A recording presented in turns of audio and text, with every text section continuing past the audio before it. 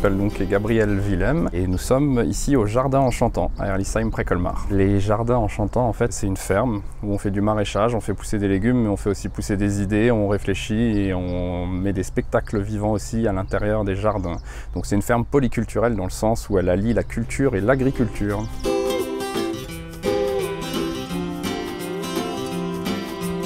Je suis pas issu d'une famille d'agriculteurs. Mon père était prof de philo et ma mère était prof de français. Je suis parti à Paris à 18 ans pour faire les cours Simon, donc c'est du théâtre, du cinéma. J'ai une carrière de musicien aussi en parallèle. Et quand je suis revenu ici, en fait, je sais pas, ça m'est tombé dessus de pouvoir avoir l'opportunité de faire pousser des idées, comme je l'ai dit avant, de faire pousser aussi des légumes qui sont des légumes sincères et honnêtes. C'est des légumes non hybrides. On travaille sans engrais, on limite l'irrigation et en fait, on n'est pas maraîcher dans le sens stricto sensu du terme. En fait, on veut montrer juste que c'est possible de changer. Maintenant, il y a des gens qui viennent me voir alors que j'ai pas fait d'études d'agriculture pour apprendre. C'est drôle quand même. Un musicien, pianiste, qui continue à être musicien, c'est mon premier métier, hein.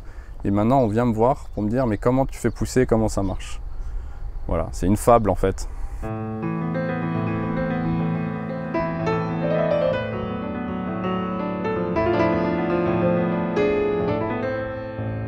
Cet endroit, il existe maintenant depuis 5 ans. C'est la 4e saison de maraîchage. On cultive plus de 220 variétés de légumes et de fruits. Donc pommes, pêches, poires, framboises, fraises. Et après, c'est des variétés de légumes, donc 14 variétés de tomates anciennes, des concombres, etc., etc. Tout ce qui peut pousser par chez nous, en fait. Et le but, c'est pas de faire, par exemple, une variété de tomates qui soit ronde, rouge, brillante. Aujourd'hui, même en maraîchage biologique, la plupart des graines, ce sont des graines hybrides qui ont été un peu trafiquées en laboratoire pour qu'elles soient du même calibre, qu'elles aient un grand rendement. Mais malheureusement, derrière, il n'y a pas forcément le goût et en plus, on ne peut pas réutiliser les graines. Nous, ce sont que des anciennes variétés non hybrides. Et voilà, le but, c'est de montrer que finalement, comme l'être humain, on est tous différents. Alors pourquoi il faudrait qu'il y ait une tomate forcément rouge et ronde, alors qu'on peut en avoir une verte, striée, une violette, une un peu plus bosselée, etc. Les légumes anciens ont de ça d'intéressant pour moi, qui sont gorgés de goût et qu'on va travailler sur une notion de terroir. Ce qu'on fait ici, c'est exactement comme les vignerons qui travaillent sur des grands crus. Ils vont travailler avec moins de rendement, ils vont travailler avec un raisin qui va vraiment exprimer le sol sur lequel ils poussent. Nous, c'est ce qu'on fait ici. Et effectivement, en plus, on revendique l'appellation grand cru pour nos légumes.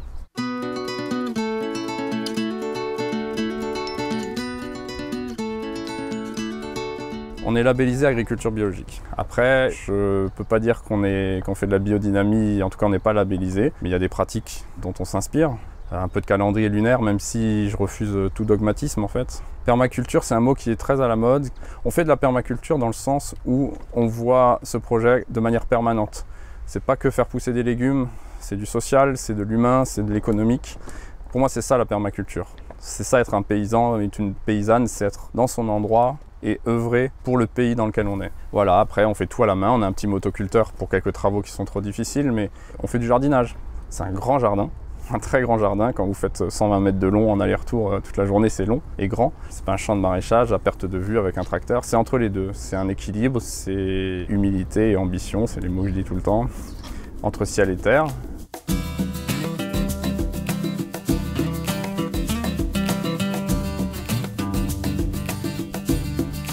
Les jardins, au premier sens du terme, ils ont poussé. Déjà, on a récupéré une terre qui était complètement appauvrie. Et à force de travail à la main, d'apport de compost, de musique, d'énergie, d'amour, de rire, de familles qui passent ici, et ben la terre commence à retrouver la matière organique. C'est-à-dire qu'on est en train d'avoir une parcelle qui retrouve de la vie et qui pourra nourrir aussi les générations futures.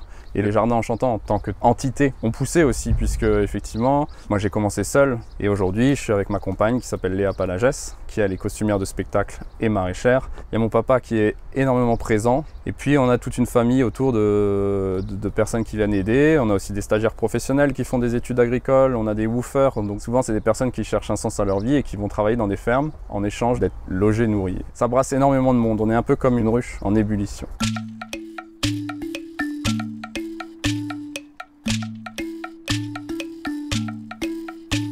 Ici, on travaille vraiment à relier culture et agriculture, nourrir son corps sainement, bien sûr, puis aussi son cœur et son esprit. Par exemple, on fait des paniers de saison, donc on a un certain nombre d'adhérents sur l'année qui réceptionnent nos légumes dans des paniers, et parfois on leur glisse une découverte artistique. Ça peut être un objet d'art, un CD, un livre dédicacé, mais c'est vraiment poussé à la curiosité, à la découverte. On propose aussi un restaurant éphémère le samedi soir, et les derniers samedis du mois, il y a toujours un spectacle. Donc c'est vraiment remettre le vivant dans le jardin. Puis il y a bien sûr notre festival pour fêter le début de la saison. C'est toujours au début du mois de mai.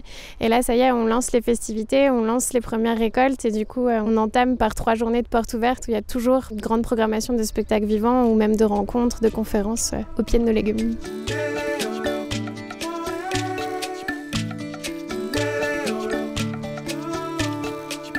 On vend nos légumes ici au jardin le lundi soir. Il y a aussi les personnes des paniers qui viennent, mais aussi on se déplace et on fait des marchés à l'extérieur. Cette année, on fait surtout celui de Colmar le samedi matin.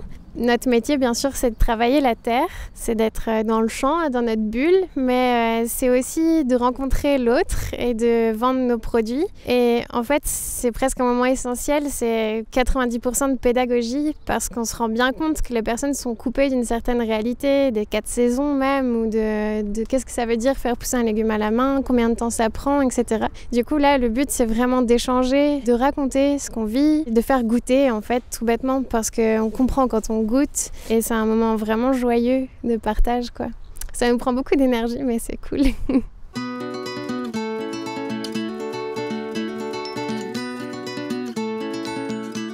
Nous, on a lancé l'idée des restaurants éphémères pour plusieurs raisons.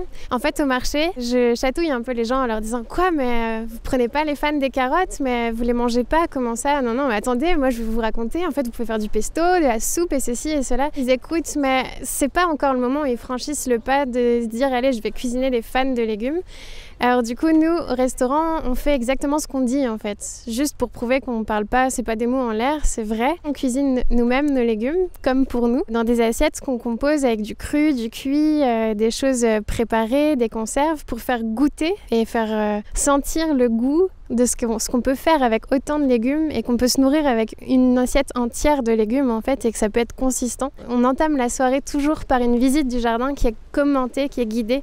Et là, les personnes, elles peuvent poser des questions et on peut leur dire « Viens 2 minutes avec moi, mets-toi à croupir, vas-y désherbe les carottes, regarde combien de temps ça prend, regarde ce qu'on fait nous à longueur de journée, ça ressemble à ça. » Et là, la personne, elle met ses pieds dans la terre, elle mange les légumes comme on le raconte, et du coup, il y a plein de choses qui s'intègrent pour de vrai, quoi. Et ça, c'est vraiment un moment qui est magique, parce que c'est là nos meilleures, nos victoires, en fait. C'est quand on voit dans les yeux des personnes que ce qu'on leur propose, ça y est, elles ont senti, quoi, ce qu'on voulait leur dire.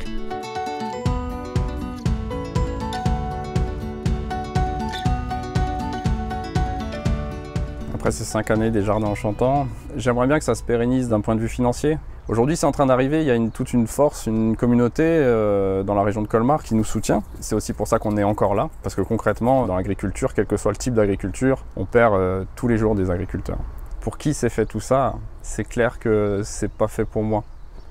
Bien sûr que je me développe là-dedans en tant qu'être humain, mais à la base, c'est fait pour ma fille, et donc c'est fait pour tous les autres enfants qui arrivent derrière. Et c'est fait pour les copains humains. Comme je l'ai dit avant, je ne suis pas maraîcher, moi, et travailler 80 heures par semaine à 4 pattes et se casser le dos, c'est pas forcément le plus agréable. Mais malheureusement ou heureusement, j'ai eu une maman qui m'a transmis beaucoup d'amour et de sensibilité, et je peux pas rester dans mon canapé avec tout ce qui se passe sans rien faire. C'est une manière d'être actif à ma petite échelle pour proposer une alternative.